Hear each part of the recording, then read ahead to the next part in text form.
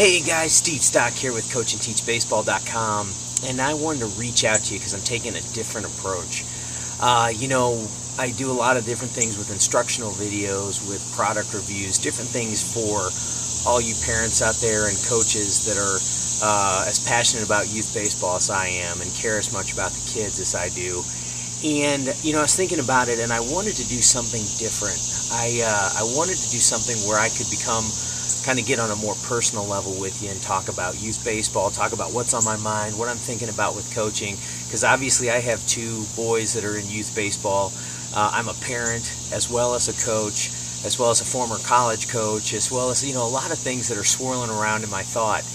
And I just wanted to start a video series, a vlog, for you guys to just on a more personal level, share the different ideas I'm thinking about, talk about some key topics that are on my mind with youth baseball and with coaching.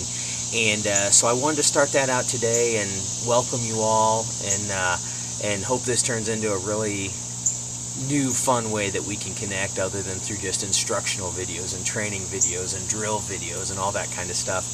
But I've had a lot of stuff on my mind. We're in fall baseball right now, so how we view this where I am is typically this is kind of like our spring training. Basically in the fall we get a chance to play at the next level of baseball for the kids, what they're going to play at the next year, and it gives us a chance, if there's been any changes to the roster, new players added, a chance for us to kind of see what we got, move guys around, try several pitchers, different things like that. So it's a fun time of year as we're looking out to the 2016 season and starting to develop the new players that we have.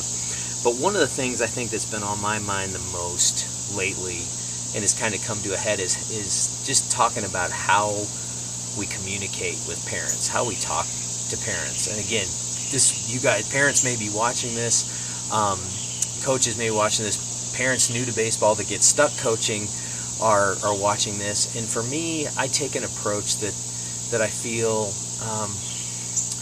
communication is so important, and it's not that we all do it perfectly. I don't do it perfectly.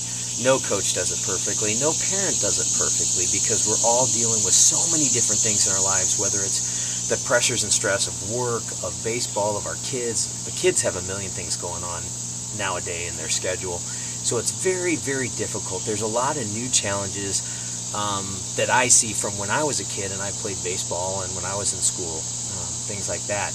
But anyway, the topic I'm really touching on is just how important it is as a head coach, in my opinion, to communicate well with the parents. And it's not always easy communication, and sometimes it takes letting things settle for a few days before you reach out and talk to parents about different subjects or topics. But I think it is so important from day one to establish good communication. And what I mean by that is, if you've got certain things, team policies, things that are important to you, whether that's like no parents in the dugouts and the kids don't leave the dugout during a game, those things you need to communicate up front right away. Just put it out there, put it in writing, communicate with the parents. Also have compassion.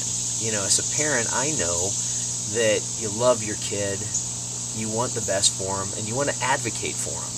And so, it's one of those things where, as a parent, you want that communication and ongoing communication. And I think both the parent and the coach need to sympathize, empathize with each other to understand that they each have a difficult job. One, a parent has a very difficult job. Two, a coach has a very difficult job, especially in baseball. Say you have 12, 13 kids on your Little League team, and you have to sort through and figure out where they are, what positions are best for them. There may be times that it's not the position they want to play, or that the parent perceives they should be playing. So again, there just needs to be so much communication through the process. I do know that there are coaches that prefer to not communicate at all. They're like, it's my way or the highway, be on my team, don't be on my team. And probably, again, my humble opinion, I see that perhaps being more successful at the higher end, the gold select or majors level teams here in the St. Louis area, possibly getting into the silver select or AAA teams as well. But the challenge with that is that, again, parents and kids have in their mind, perceptions and thoughts of where they want to be, what they want to be doing, and where they want to be playing. And I think a continual support and communication about the strengths and positive things that the child is doing on the team, why you are seeing them in a certain position, really helps the parents transition and understand the direction that you're going as a coach. And so I'm just, again, a big advocate for communication. Can it be a headache? Yes.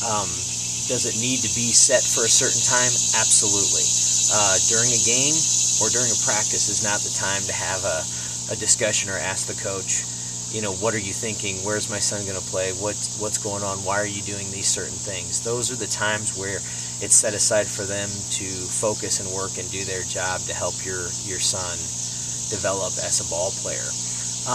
But again, I think very open communication is critical.